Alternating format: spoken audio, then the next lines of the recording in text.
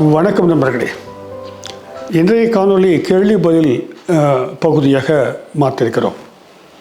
April 26, 27 மதுரையில் இருத்தலியம் வகுப்பு நடந்த பொழுது அதில் பங்கு பெற்ற நண்பர்கள் சில கேள்விகளை பதிவு செய்தார்கள். அந்த கேள்விகளுக்கான பதில்களை நாம் சிறு சிறு காணொளிகளாக தயார் செய்து பதிவேற்றம் செய்ய திட்டமிட்டிருக்கிறோம். அந்த வகையிலே இது ஒரு கேள்வி பதிலுக்கான ஒரு காணொளி ஆகும். ஸோ ஹாய், நான் விஷால் நாயகம், திருச்சிலேருந்து வந்திருக்கேன். ஸோ என்னோடய கேள்வி ஒரு எப்படி சொல்கிறதுனா எக்ஸிஸ்டென்ஷியலிசம் பற்றி இல்லை. ரீசெண்டாக சில டாபிக்ஸ் பற்றி பார்த்தேன். மெட்டாஃபிசிக்ஸ் அப்படின்னு சொல்லுவாங்க, யூனிஃபைட் ஃபீல்ட், எனர்ஜி அப்படின்னு. ஸோ ஸ்பிரிச்சுவாலிட்டி அண்ட் சயின்ஸ் அது ரெண்டும் இன்டர்செக்ட் ஆகிற பாயிண்ட் எப்படி இருக்குங்கிறதான் நான் யோசிக்கிறேன். அண்ட் நிறையா இப்போ அமெரிக்காவில் ஒரு company called Taurus, they are working on unified field energy. So அதோடைய ரிசல்ட்ஸ்லாம் எப்படி இருக்கும், எப்படி இந்த ஒரு பர்டிகுலர் எனர்ஜியும் ஒரு நார்மல் எனர்ஜி ரிசோர்ஸாக கொண்டு வர முடியும். ஏன்னா இப்போ நார்மலாக இப்போ ஃபாசில் ஃபியூல்ஸ்லாம் போய்ட்டுருக்கு பார்த்தீங்கன்னா இட் இஸ் ரியலி நம்மளுடைய ஹியூமனிட்டியை அழிச்சிட்டு தான் வருது. சப்போஸ் இந்த மாதிரியான ஒரு ஃபீல்ட்லேருந்து எனர்ஜி ஜெனரேட் பண்ண முடிஞ்சது அப்படின்னா இட் வில் ரெவல்யூஷனைஸ். ஸோ அதோடைய ஃபீல்ட்லாம் எப்படி இருக்கும் அப்படிங்கிறது தான் என்னுடைய கேள்வி. இதில் விஷால் நாயகம்னு ஒரு இளைஞர் வந்தார். அவர் தான் இப்போ நம்ம கேள்வி கேட்டிருக்காரு, நீங்கள் பார்த்தீங்க. அவர் கேட்ட கேள்வி தொடர்ந்து இன்று எழுப்பப்பட்டு கொண்டிருக்கின்ற கேள்வியாக இருக்கிறது. தத்துவ பரப்பில் ஆன்மீகத்தையும் அறிவியலையும் எப்படி சேர்ப்பது, அதற்கான முயற்சிகள் மேலை நாடுகளில் நடைபெறுகின்றது என்பதையும் அவர் குறிப்பிட்டிருக்கிறார். அவர் குறிப்பிட்டிருந்த யூனிஃபைடு தியரி அப்படின்ற ஒரு பாயிண்ட்டை முன் வைக்கிறார். இந்த யூனிஃபைடு தியரின்றது ஃபிசிக்கல் சயின்ஸ்லேயும் யூனிஃபைட் தியரி ஆஃப் எனர்ஜின்னு கொண்டு வராங்க. இந்த ஸ்பிரிச்சுவல் டொமைன்லேயும் அதை unified theory of consciousness or spiritual energy அப்படின்னு பேசுகிறாங்க.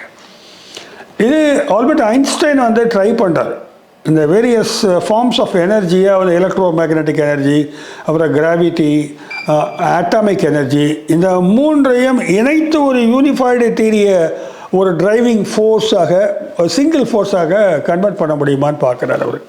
அதுதான் பிரபஞ்சத்தையே ஆப்ரேட் பண்ணக்கூடிய ஒரு எனர்ஜியாக, ஆற்றலாக இருக்கும் அப்படின்னு பார்க்குறாரு. பல்வேறு விதமான ஆற்றலை இணைக்க முடியுமான்னு ஒரு தியரிட்டிக்கலாக அவர் முன்வைத்தார். அது சாத்தியப்படாமல் தான் போனது.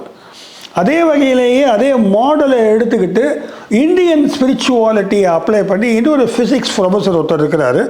அவர் ஜான் சாமுவேல் ஹெக்லின்னு பேர். ஒரு காலத்தில் டிரான்சென்டென்டல் மெடிடேஷன் என்று சொல்லக்கூடிய ஆழ்நிலை தியானம் மிக பரந்த அளவிலே இந்தியாவில் கூட பேசப்பட்டது, வெளிநாடுகளிலும் பேசப்பட்டது. மகரிஷி மகேஷ் யோகி அவர்களால் உருவாக்கப்பட்ட ஒரு தியான முறை அது. மகரிஷி மகேஷ் யோகி அவர்கள் அமெரிக்காவில் இதுக்காக ஒரு பல்கலைக்கழகமே உருவாக்கினார். மகரிஷி இன்டர்நேஷ்னல் யூனிவர்சிட்டி. அது பெரும்பாலும் கான்ஷியஸ்னஸை பற்றி ஸ்டடி பண்ணக்கூடிய ஒரு இன்ஸ்டியூட்டாக இருந்தது. அதில் தான் நம்முடைய ஹெக்லின் ப்ரொஃபஸராக பொறுப்பேற்கிறார். ஆக்சுவலி அவர் ஃபிசிக்ஸில் பேராசிரியர். அவர் டிரான்சென்டென்டல் மெடிடேஷனால் ஈர்க்கப்பட்டு அந்த பகுதியில் தன்னுடைய ஆராய்ச்சிகளை மேற்கொள்கிறார். அவர் திருப்பி இந்த யூனிஃபைடு ஃபீல்டு தியரியை அவர் கொண்டு வர்றாரு. அது எப்படின்னாக்க இந்த பிரபஞ்சத்தினுடைய ஒரு பகுதியாகத்தான் நம்முடைய கான்ஷியஸ்னஸ் இருக்குது. அது பிரெயினுடைய ப்ராடக்ட் இல்லை, அது ஒரு மேட்டருடைய அவுட்கம் இல்லை. அது தனியாக இருக்குது. அது வெளியில், உடலுக்கு வெளியில் இருக்கக்கூடிய மாபெரும் இயற்கை ஆற்றல், பிரபஞ்ச ஆற்றலுடைய ஒரு பகுதியாகத்தான் உள்ளுக்குள்ளே இருக்கிற கான்ஷியஸ் இருக்குதுன்றதை ஸ்பிரிச்சுவல் ஃபிலாசபி அதை மெடிடேஷன் மூலமாக, ஆழ்நிலை தியானம் மூலமாகலாம் நம்ம அதை உணர முடியும். அந்த ஆற்றலோடு நம்ம கலக்க முடியும். அப்போ ஒட்டுமொத்த பிரபஞ்சமும் ஒரே பேராற்றலால் இயக்கப்படுகிறது என்ற ஒரு தத்துவத்தை முன்வைத்து அதை ப்ராக்டிக்கலாக ப்ரூவ் பண்ணுறதுக்கான ஆய்வுகளை அவர் வச்சார். ஆனால் எதுவுமே இன்னி வரைக்கும் சக்ஸஸ்ஃபுல்லாக ஆகலைங்க. இது யூனிஃபைடுன்னும் போது என்னென்னாக்கா அது வெஸ்ட்லேயும் சரி, ஈஸ்ட்லேயும் சரி, அது ஒரு பெரிய ஒரு பேராற்றலாக, ஒரு பேரான்மாவாக, அப்படிலாம் ஃபிசிக்ஸில் பேராற்றல், ஃபிலாசபியில் பேரான்மா அப்படின்ற அளவில் இரண்டு நிலைப்பாடுகள் இருக்குது. அது ஏன் இவங்க ஒற்றை பரிமாணமாக அதை கொண்டு வர விரும்புகிறாங்கன்றது எனக்கு புரியலை. ஏன்னா பல்வகை சக்திகள் இருக்கலாம், பல்வகை எனர்ஜிகள் இருக்கலாம், ஸ்கேட்டர்டாகவும் இருக்கலாம். அது உள்ளுக்குள்ளே ஒரு ஈக்குவேஷனில், ஒரு அண்டர்ஸ்டாண்டிங்கில் அது இயங்கி கொண்டும் இருக்கலாம் என்ற ஒரு தத்துவ கோட்பாடும் நமக்கு இருக்குது. அப்போ என்ன மேட்டர்னாக்க இப்போ இதில் வந்து ஒரு ஒரு ஒரு நான் ஒன்று கொஞ்சம் சொல்ல விரும்புகிறேன். லூசின்னு ஒரு திரைப்படம் வந்து நெட்ஃப்ளிக்ஸில் இருக்குது, பார்த்துருக்கலாம். ஒரு 10 வருஷம் முன்னால் எடுக்கப்பட்ட ஹாலிவுட் திரைப்படம். அது மிக பிரம்மாண்டமான ஒரு படம். அது லூசி என்ற பெண் வந்து ஒரு கெமிக்கல்ஸை உட்கொள்ளலை, அவங்களுக்கு உள்ளே போயிடுது ஒரு காரணமாக. அப்போது அவங்களுக்கு வந்து மூளை வந்து அதிக அளவிலே செயல்பட தொடங்குகிறது. அதான் 100% இந்த மூளை ஒர்க் பண்ணால் என்ன ஆகும்னு ஒரு கொஸ்டின் எழுப்பப்படுகிறது இந்த படத்தில். நம்மலாம் 10% தான் பயன்படுத்துகிறோம், மூளை 100% வேலை பார்த்தா என்ன ஆகும்னு. அப்போது அதற்கு வந்து கெமிக்கலாக, பயோ கெமிக்கலாகத்தான் இந்த பாடியையும் இந்த கான்ஷியஸ்னஸையும் வந்து விஞ்ஞானிகள் வந்து அதில் விளக்குறாங்க. அவளால் வந்து பாடியை டோட்டலாக டிஸ்மேண்டில் பண்ண முடியுது அப்படின்னு காமிக்கிறாங்க. அந்த பொண்ணால் வந்து எப்படி வள்ளலார் வந்து கரைந்து போய் ஒளி உடலாக மாறியதாக சொல்கிறாங்களோ, அந்த மாதிரி அந்த பெண் வந்து தன்னை வந்து ஃபிசிக்கல் சயின்ஸ் மூலமாக, கெமிக்கல்ஸ் மூலமாக தன் ஆற்றலை பெருக்குவதுடன் தன் உடலையே வந்து அவள் கரைத்து ஒன்றுமில்லாமல் எங்கும் வியாபித்திருக்கிற உடலாக மாற்றி விடுகிறார். எங்கே போயிட்ட லூசின்னு கேட்குறாங்க. அதுக்கு வந்து மெசேஜ் வருது, ஐ எம் எவரிவேர்னு. அது வந்து சயின்ஸிலிருந்து கொடுக்குற ஒரு பதிலாக தரப்படுகிறது. அப்போ என்னென்னா, சயின்ஸ் வந்து யூனிஃபைட் தியரி மூலமாக எவரிவேர் நம்ம இருக்க முடியும் அப்படின்றத சொல்லுது. நம்ம ஃபிலசாபிக்கலாக பார்த்தாலும் நம்ம வள்ளலார் ஒரு மாடல் நம்ம முன்னால் இருக்கிறாருங்க. அப்போது இந்த 2 பேருமே இதை வந்து சொல்லிகிட்டே இருக்கிறாங்க. இந்த உடலை கரைத்தாலும், உடலை காணாமல் போக வைத்தாலும் அந்த கான்ஷியஸ்னஸ் வந்து ப்ரிவைல் ஆகும், இருக்க முடியும்லாம். எல்லாமே வந்து என்னன்னாக்க நம்முடைய ஆசைகள், நம்முடைய என்ன சொல்கிறது, கற்பனைகளாக கூட நம்ம ஓரளவுக்கு வைத்துக்கொள்ளலாம். இந்த விளக்கங்களெல்லாம் வந்து ஒட்டி வரும். ஆனால் ப்ராக்டிக்கலாக வந்து அது பாசிபிளான்றதுல வந்து மிகப்பெரிய சந்தேகம் இருக்கிறது. ஆனால் ஒரு கேள்வியை கேட்டீர்கள், இந்த ஆன்மீகமும் விஞ்ஞானம் ஒன்று சேர்ந்துருக்குமா? இப்போவே அப்படி தான் இருக்கோம். நம்ம ஆன்மீகம் விஞ்ஞானத்தையும் என்ன வாழ்க்கை ஓடிட்டுருக்கு. புறத்திலே விஞ்ஞானத்தையும் அகத்திலே ஆன்மீகத்தையும் கொண்டு வாழ்க்கையை நடந்து கொண்டு இருக்கிறவங்க நிறைய பேர் இருக்கிறாங்க. விஞ்ஞானத்தையும் மறுக்கலை, ஆன்மீகத்தையும் மறுக்கலை. ஸோ வாட்ன்ற ஒரு கொஸ்டின் இருக்குது. ஆன்மீக உணர்வுகள் இந்த கரைந்து போவது எல்லாம் இருந்தால் ஸோ வாட் அப்படின்ற கொஸ்டின் வரும்பொழுது இந்த வாழ்வின் பொருள் என்ன என்ற கேள்வி மட்டுமே அர்த்தமுள்ள கேள்வியாக மாறுகிறது. மிக அருமையான கேள்வி கேட்டீர்கள். நன்றி விஷால்.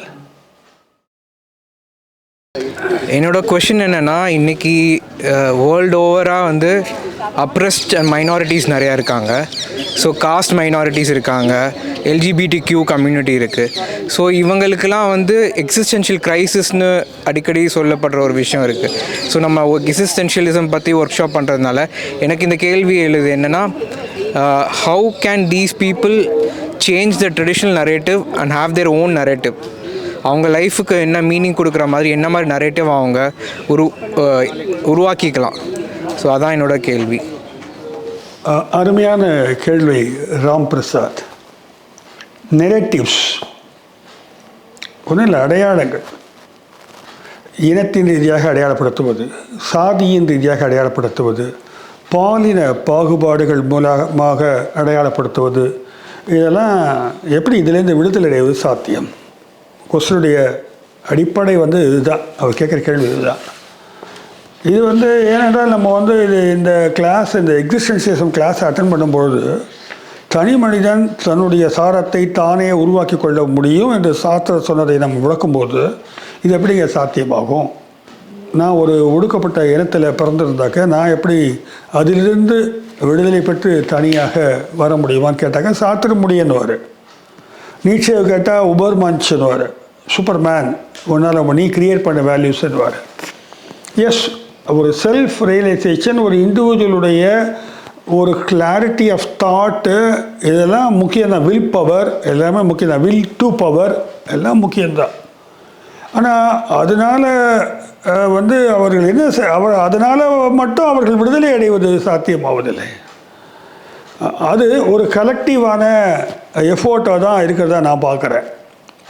இந்த தங்கள் நெரேட்டிவ் எப்படி மாற்றிக்கொள்ள முடியும்னு கேட்டாக்க, இப்போ கல்வியின் மூலமாக தங்கள் அடையாளங்களை மாற்றிக்கொள்ள முடியலன்னு சொல்கிறாங்க. நிறைய என்ன படித்தாலும் நீ என்ன சாதின்னு கேட்குற ஒரு சமுதாயமாக இருக்கிற இடத்துல அவன் எப்படி அந்த சாதின்ற விலங்கிலிருந்து வெளில வர முடியும் அப்படின்ற கொஸ்டின் வரும்போது அதுக்கான கேள்வி வந்து அரசியல் சார்ந்த பதிலாக மாறிவிடுகிறது. இதில் இன்னொரு விஷயத்தையும் நான் வந்து குறிப்பிட்டு காட்ட விரும்புகிறேன். பண்பாட்டு தளத்திலும் அந்த அந்த அடையாளத்திற்கான கூறுகளானது ரொம்ப கேர்ஃபுல்லாக கன்ஸ்ட்ரக்ட் ஆகிருக்கு. காலம் காலமாக கதைகள் சொல்லப்பட்டு வருகிறது.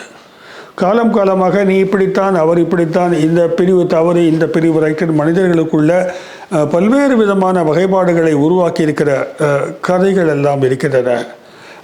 அதெல்லாம் ஒரு வேல்யூஸை க்ரியேட் பண்ணியிருக்குது. அப்போ டெரிடா மாதிரி போஸ்ட் மாடர்ன் ஃபிலாசபர் சொல்கிறாங்க, அதை டீகன்ஸ்ட்ரக்ட் பண்ணுங்கன்றாங்க. அந்த மெத்தடாலஜி கற்றுக் கொடுக்குறாங்க. அதாவது எப்படி புதிய நெரேட்டிவ்ஸை க்ரியேட் பண்ணனாக்க நீ வந்து பண்பாட்டு தளத்தில் பல்வேறு புதிய பார்வைகளை நீங்கள் வந்து உருவாக்குங்கள். அதற்கு தேவை திருப்பி அந்த இண்டிவிஜுவலுடைய செல்ஃப் அவேர்னஸ். இங்கே ஒரு ஆண்டு 1000 ஆண்டுகள் ஆனாலும் தொடர்ந்து ஏன் என்ற கேள்வி கேட்டால் தான் விடுதலை கிடைக்க ஒரு பாட்டு கூட இருக்குது. அந்த மாதிரி அந்த அந்த கேள்விகள் உள்ளிருந்து எழுவது என்பது மிக அவசியமான ஒன்றாக இருக்கிறது. எஜுகேஷன் அதற்காக தேவைப்படலாம். கல்வியின் மூலமாக இந்த நெரேட்டிவ்ஸ் வந்து மாற்றப்பட முடியும். சுய விழிப்புணர்வு மூலமாக அதை மாற்றப்பட முடியும். இதெல்லாம் வந்து வழிகாட்டும். இது வந்து ஒரு திரளாக சேரும் பொழுது அதை வந்து அந்த திரள் அப்படின்னு சொல்லும் பொழுதுனாக்க அங்கே தான் வந்து மல்டிடியூடுன்ற வார்த்தையை வந்து பயன்படுத்துகிறாரு ஒரு மேற்கத்திய மார்க்சிய அறிஞர் நெக்ரி என்பவர்.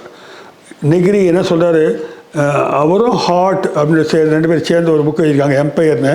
அதில் சொல்கிறாங்க, இது வந்து மக்கள் திரளாக வரணும், மல்டிடியூட், பல்வேறு தன்மைகள் கொண்டவர்கள் ஒன்றா சேர்ந்தோன்னு. அப்போ இது சாத்தியப்பாடா என்று கேட்டால் சாத்தியம்தான். எப்படி வந்து இந்த விழிப்புணர்வு பரவ அந்த அடையாளத்தை வந்து அவர்கள் மறு கட்டமைப்பு செய்து கொள்ள முடியும் என்பது தான் இங்கே உண்மையாக இருக்குது. இதை போஸ்ட் மாடர்ன் ஃபிலாசபர்ஸ் வந்து பேசியிருக்கிறாங்க, எக்ஸிஸ்டென்ஷியலிஸ்ட் பேசியிருக்கிறாங்க. இந்தியன் ஃபிலாசபியில் வந்து பார்த்தீங்கன்னாக்க பக்தி மூமெண்ட்டில் இது நடந்திருக்குது. ஒரு பெரிய ஒரு மாற்றமானது வந்து உருவாக்கப்பட்டு இருக்கிறது. சித்தர்கள் வந்து ஒரு இந்த என்ன சொல்கிறது வேதிக் டாமினன்ஸை உடைச்சி வந்து உருவாக்கியிருக்கிறாங்க. இன்றைக்கு தமிழ் அடையாளங்கள் எல்லாம் வந்து நெரேட்டிவ்ஸ் வந்து நிறைய பேசப்படுகின்றன. ஆக இயக்கங்கள் மூலமாக வந்து தான் இதை சாத்தியப்படுத்த முடியும் என்றாலும் இயக்கத்திற்கு அடிநாதமாக ஒரு சரியான அறிவும் புரிதலும் இருக்க வேண்டும் என்பது நமக்கு தேவை. அப்போ தான் அந்த சமூக வலைக்குள்ளே சிக்கி இருக்கிற என்னுடைய அடையாளம் என்பது விடுதலை பெறுவது என்பது வந்து நான் வந்து அமைப்பாக திரளும் போதும் அமைப்புகள் என்று திரளர்ச்சியாக மாறும் பொழுதும் நடைபெறும் சாத்தியக்கூறு இருப்பதாக நான் கருதுகிறேன். சார், இன்றைக்கி கிளாஸ் வந்து நீங்கள் 2 விதமான ஃபிலாசபர்ஸ் பற்றி நீங்கள் சொன்னீங்க. ஓகேவா? ஓகே. ஒன்று வந்து இந்த சோரன் கிரிகாட் அப்படின்னு சொல்லிட்டு ஒருத்தங்க கருத்து முதல்வாத இருத்தியல்வாதி பற்றி நீங்கள் கொடுத்தீங்க. அப்புறம் வந்து நீட்சே பற்றி நம்ம போனோம். அப்போது இந்த 2 பேரை பற்றின உங்களோட இதை கவனித்த பிறகு எனக்கு தோன்றுறது அப்படின்னா, அப்போ நம்ம கடவுளை வந்து எப்படி பார்க்குறது? டூல் கிட்ட பார்க்கலாமா? அவர் வந்து கடைசியில் சரண்டர் அப்படிங்கிற ஒரு இதை நீங்கள் சொன்னீங்க. அப்படி தான் நான் நினைக்கிறேன். அப்படி தானே சரண்டர் அப்படிங்கிற நிலையை வந்து அடையணும்னு சொல்லிட்டு சொன்னீங்க. இப்போ நீட்சே அப்படிங்கிறது வந்து கடவுள் இறந்து விட்டார்னு சொல்லிட்டு நாம் பொறுப்பேற்கணும் அப்படின்னு ஒரு நிலையை வந்து சொன்னீங்க. இப்போ கடவுள் எனக்கு தேவை இருக்கிறாரு அப்படிங்கிற ஒரு மனநிலையில் இருக்கிறேன்னா அவரை நான் எப்படி யூஸ் பண்ணுறது? எனக்கு மேலே அவர் இல்லைன்னு சொல்லிட்டு புரிதல் இருந்தாலும் இப்படி சைடில் அவரை வச்சுக்கிட்டு தேவைப்படும் போது டூல் கிட் மாதிரி அதை நான் யூஸ் பண்ணிக்கலாமா எனக்கு பிரச்சனைகள்னு சொல்லிட்டு வரும்போது? அண்ட் தேவைப்படாத இடத்துல அதை தூக்கி மாற்றி வச்சுக்கலாமா? அந்த மாதிரி அப்படி பார்க்கணும்னு சொல்லிட்டு நீங்கள் நான் புரிஞ்சுக்கிட்ட அதை எடுத்துக்கலாமா? கடவுளை தேவைப்படும் போது பயன்படுத்திக் கொள்ளலாமா? ஒரு டூல் கிட் போல ஏன் கேள்வி? பயன்படுத்திக் கொள்ளலாம். ஆனால் நீங்கள் அதை அர்த்தமுள்ள வாழ்க்கையாக கருத முடியாது. எக்ஸிஸ்டென்ஷியலிஸ்ட் ஃபிலாசபி பொறுத்த வரைக்கும் நீங்கள் எதை வேணாலும் பயன்படுத்திக் கொள்ளலாம். ஆனால் நீட்சே வந்து போதை மருந்துகள் மது அருந்துதலை கடுமையாக எதிர்க்கிறார். நம்ம மது அருந்தலாம், கஞ்சா அடிக்கலாம், எதை வேண்டுமானாலும் பயன்படுத்திக் கொள்ளலாம், கடவுளையும் அதை போல பயன்படுத்திக் கொள்ளலாம். ஆனால் இருத்தலையும் அது ஒரு ஒரு சாரம் நீங்கள் உருவாக்கக்கூடிய அசல் வாழ்க்கை அல்லது அது போலி வாழ்க்கை. இந்த போலித்தனமான வாழ்க்கையில் நீங்கள் உழந்து கொண்டு தான் இருக்கப் போகிறீர்களா, வெளில வரப்போகிறீர்களா கேட்குறேன். தேவைன்ற போது பயன்படுத்திக்கிறது, தேவையில்லாத போது தூக்கி போகிறது. அப்படி இல்லை. அது உச்சக்கட்ட புரிதல் வரும்பொழுது இதில் எதை நாம் தேர்ந்தெடுப்பது, கீர்க்கெகார்ட் சொல்கிறது பதில், இது வேண்டுமா வேண்டாமா, ஒன்று இப்படியேறில் இல்லாமல் அப்படி ஒரு நிலைக்கு போகிறது தான். அதனால் இது பேக்கேஜாக யூஸ் பண்ண முடியாது. யூஸ் பண்ணுறவங்க இருக்கிறாங்க, எல்லாம் நம்ம தான் பண்ணிகிட்டு இருக்கோம். நான் சொன்னேன் இல்லையா, 9 மணி 10 வரைக்கும் இன்வெஸ்ட் பண்ண கடவுள் இல்லை.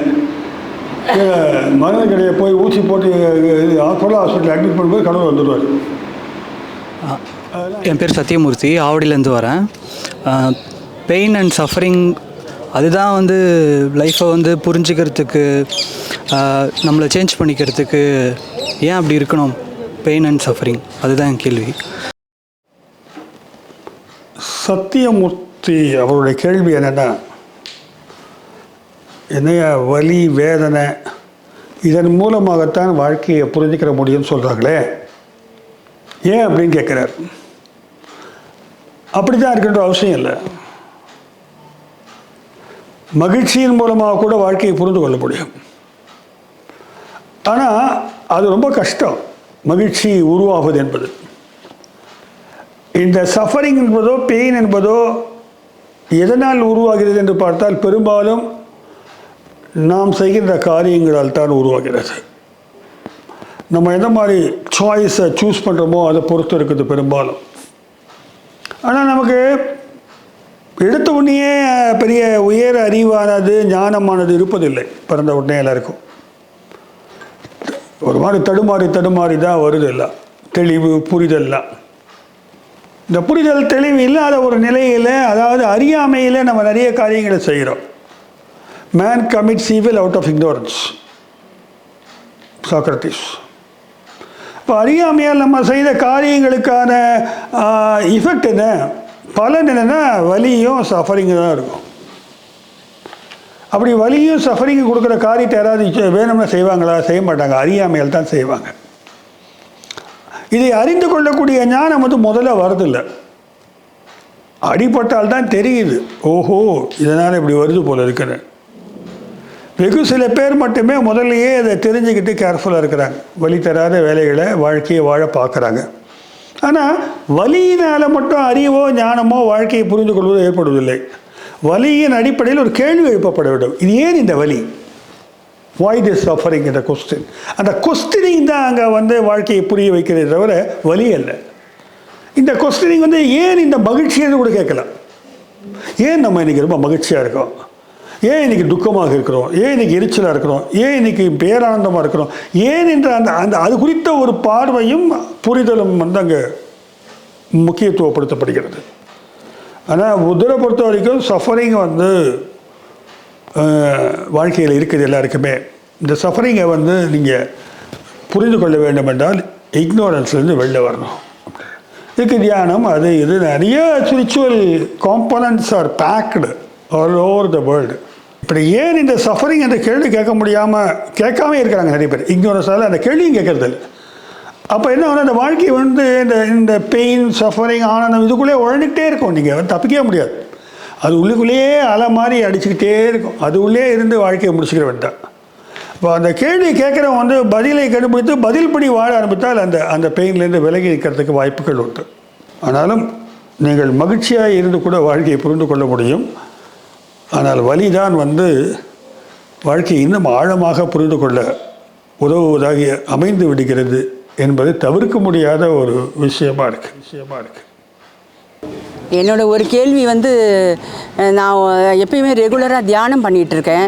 இப்போ தியானம் பண்ணுறதுனால என்ன பலன் என்றால், நான் அப்படியே வெறுமனே இருக்க மாதிரி ஃபீல் ஆகுது. தியானத்தை முடிச்சுட்டு வெளியில் வந்த உடனே ஜஸ்ட் ஐ எக்ஸிஸ்ட், அப்படியே நான் இருக்கேன், அவ்வளோதான். அதாவது இந்த உடம்புலாம் இல்லை, எதுவுமே இல்லை, நான் மட்டும் இருக்கேன், தனியாக இருக்கேன். இந்த உடம்பு மனசு எதுவுமே இல்லாமல் ஜஸ்ட் ஐ எக்ஸிஸ்ட், அவ்வளோதான். அதை நான் புரிஞ்சிட்டது உண்மையான்னு தெரியல. இவங்க புஷ்பலதா அவர்களுடைய அந்த அனுபவம் தொடர்ந்து சாக்ரட்டிஸ் ஸ்டுடியோ காணொலிகளில் நிறைய இடத்துல நம்ம இதை பற்றி பேசியிருக்கிறோம். ஒரு சமயத்தில் உடம்பும் இல்லாமல் மனதும் இல்லாமல் கடந்த நிலையில் இருப்பது. இங்கிலீஷில் டிரான்சண்ட் பண்ணியிருக்கிறது அப்படின்னு சொல்லுவாங்க. இப்படி இருக்கிறத அவங்க சொல்கிறாங்க. கடைசியில் ஒரு தயக்கத்தோடு இது உண்மையா, இதை பற்றி என்ன நினைக்கிறோம் அப்படின்ற அவங்க அறிய விரும்புவது போல் தெரிகிறது. இது கேள்வியாக நான் எடுத்துக்கொண்டேன். இந்த உடலை மறந்து தன்னை மறந்து, உடல் தாண்டி தான் என்ற ஒரு ஒரு ஒரு மேபி மைண்டு, கான்ஷியஸ்னஸ், தன்னுணர்வு, இந்த ரெண்டையும் கடந்த நிலையை தான் அவங்க குறிப்பிடுறாங்க. மனதையும் கடந்துன்னு அவங்க சொல்கிறாங்க. பெரிய பெரிய ஸ்பிரிச்சுவல் ஜாயின்ட்ஸ் எல்லாம் இதை பற்றி பேசியிருக்கிறாங்க. நமக்கு தெரியும் இந்தியன் ஃபிலாசபியில் புத்தி வேறு, அகங்காரம் வேறு, மனசு வேறு, இப்படியெல்லாம் வெவ்வேறு ஸ்டேஜஸ் ஆஃப் த மைண்டு கொடுத்து அது இல்லாத நிலையே சொல்கிறாங்க.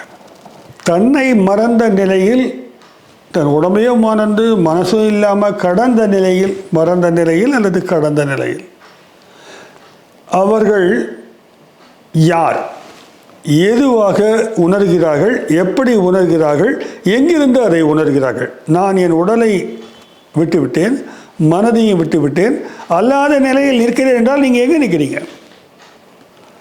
இந்த டைம் ஸ்பேஸ் ஃபிலசாபிக்கல் கொஸ்டின். அது எந்த டைம் ஸ்பேஸில் இருந்து இதை பார்க்குறீங்க?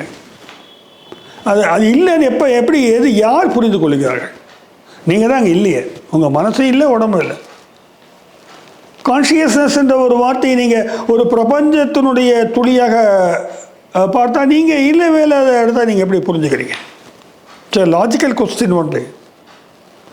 ஆனால் இது ஒரு சப்ஜெக்டிவ் எக்ஸ்பீரியன்ஸ். டக்குன்னு தூக்கி ஆமாம் நல்ல கேள்வி தூக்கி போடலாம்ல. இது ஒரு ஒரு ஒரு மனநிலை சார்ந்த விஷயமாக சைக்காலஜிஸ்ட் பார்க்குறாங்க. சைக்காலஜிஸ்ட்டுக்கிட்ட போய் இதுக்கான கேள்வியை கேட்டு என்ன சொல்கிறாங்க, இது ஒரு என்ன சொல்கிறதுங்க, இது டெம்பரல் லோப், இந்த மூளையில் இருக்கக்கூடிய டெம்பரல் லோப் ஃப்ரீஸ் ஆகிருக்கும், அதனால் அப்படி ஆயிரும், அந்த மாதிரி இருக்கிற மாதிரி தோணுங்க அப்படின்ட்டாங்க. இது ஒரு பயோகெமிக்கல் ரிஃப்ளெக்ஷனாக சொல்கிறாங்க. ஹலூசினேஷனாக கூட இருக்கும் சார்னு ஒரு சைக்காலஜிஸ்ட்டு சொல்கிறார். இது சம்மந்தமாக நான் கூட ஆர்வத்தோட சைக்காலஜிஸ்ட்டு கேட்டு பார்க்குறேன். அவங்க இதை அந்த டிரான்செண்டன்ஸ் என்று சொல்லக்கூடிய கடந்த நிலை என்பதே கூட என்னன்னாக்க இது ஒரு மாறுபட்ட நிலை தான் சார். அது alternated state of mind. Being கூட அவங்கெல்லாம் பேசுறதில்லை. அப்போ என்ன புரிஞ்சுக்கிறோம்னாக்கா இந்த இடத்துல இப்படி ஒரு நிலையானது, அனுபவ நிலையானது சைக்காலஜிஸ்டால் ஏற்றுக்கொள்ளப்படுவதில்லை, விஞ்ஞானிகளால் ஏற்றுக்கொள்ளப்படுவதில்லை, பொதுமக்களால் புரிந்து கொள்ளப்படுவதில்லை. ஆனால் அந்த தனிநபர் மட்டும் அதை அனுபவிக்கிறார். நீங்கள் மட்டும் அதை அனுபவிக்கிறீங்க. அது ஒரு சப்ஜெக்டிவிட்டி. அது ஆத்தென்டிக்கான சப்ஜெக்டிவிட்டின்னு ஒரு ஃபிலாசபர் சொல்கிறார். அது அவங்களுக்கு அவங்களுடைய அந்த அனுபவத்தை கேள்வி கேட்க நீங்கள் யார்? அவங்க அதை உணர்கிறார்கள். அந்த உணர்வு நிலை என்பது நான் அந்த உணர்வு நிலைக்கு சென்றால் கூட அவர்கள் அந்த உணர்வு நிலைக்கு வந்திருக்கிறார்கள் என்று சொல்ல முடியாது. அப்போ அது ஒரு டிரான்ஸ்ஃபார்மேட்டிவாக கண்டிப்பாக அவர்களை பொறுத்தவரை இருக்கும். ஸ்பிரிச்சுவலாக இது ஒரு சிக்னிஃபிகண்ட்டான எக்ஸ்பீரியன்ஸ். ஆனால் ஸோ வாட், அதனால என்ன? இப்போ அதனால என்ன ஆயிருக்கு? இப்போ உங்களுக்கு என்ன, அந்த இண்டிவிஜுவலுக்கு தான் தெரியும் அதனால் என்ன ஆச்சுன்னு. அவருக்கு ஏதாவது ஆயிருக்கும். அவருக்கு அந்த அனுபவம் கிடைப்பதினால் பிறருக்கு என்ன நடக்கிறது, அல்லது என்ன நல்லதுன்னா கெட்டது லாபம்னு கேட்கலனா என்ன பாதிப்பை ஏற்படுத்த முடியும், அல்லது என்ன விளைவை உண்டாக்க முடியும், இல்லை என்ன எஃபெக்டிவிட்டியை கொடுக்க முடியும். அப்படி எதுவும் நடக்கிறதா தெரியல. அந்த தனிநபர் தான் ஒரு ஆனந்த திளைப்பில் இருப்பதாக சொல்லுகிறார்கள். புதிய ஒரு டொமைனுக்குள்ளே தாங்க ட்ராவல் பண்ணுறதா சொல்கிறாங்க. ஓகே, என்ஜாய் இட், அவ்வளோதான். அது நீங்கள் அனுபவியுங்கள். இதை ஒரு ஒரு யூனிவர்சலான ஃபினோமினா நம்ம கொண்டு வர முடியாத ஒரு நிலை இன்றைய அளவில் இருக்குது. அறிவியல் ஏதாவது முயற்சி செய்து கண்டுபிடிச்சி ஒரு ஃப்ரேம் ஒர்க் கொடுக்க முடியலான்ற காலம்தான் பதில் சொல்லலாம். ஏன்னா ஸ்பிரிச்சுவல் சயின்ஸ் எல்லாம் சொல்லிட்டாங்க, இது வேறு அந்த பிரபஞ்சத்தோடு கலப்பதற்கான ஒரு கேட், அது திறந்த உள்ளே போகிறோம், போன ஏற்பாடு போய் பாருங்கள் உங்களுக்கு புரியுன்றாங்க. நண்பர்களே, இன்னும் பல கேள்விகளை நண்பர்கள் கேட்டிருக்கிறாங்க. நிறைய யங்ஸ்டர்ஸ் இருக்காங்க, அவங்க நிறைய தத்துவார்த்தமான கேள்விகளை வந்து முன் வைக்கிறாங்க. ரொம்ப மகிழ்ச்சியாக இருக்கிறது. அப்படி கொஞ்சம் கொஞ்சமாக இந்த காணொளிகளை தயாரித்து அதுவும் நாம் பதிவேற்றம் செய்யலாம். நிச்சயமாக உங்களுக்கு இதில் மாற்று பதில்கள் இருக்கும். அதை நீங்கள் பின்னூட்டங்களில் பதிவிட்டீங்கன்னாக்கா இன்னும் கொஞ்சம் ஒரு டயலக்டிக்கலாக மற்றவர்கள் யோசிப்பதற்கும் அது வாய்ப்பாக அமையும். நன்றி, வணக்கம்.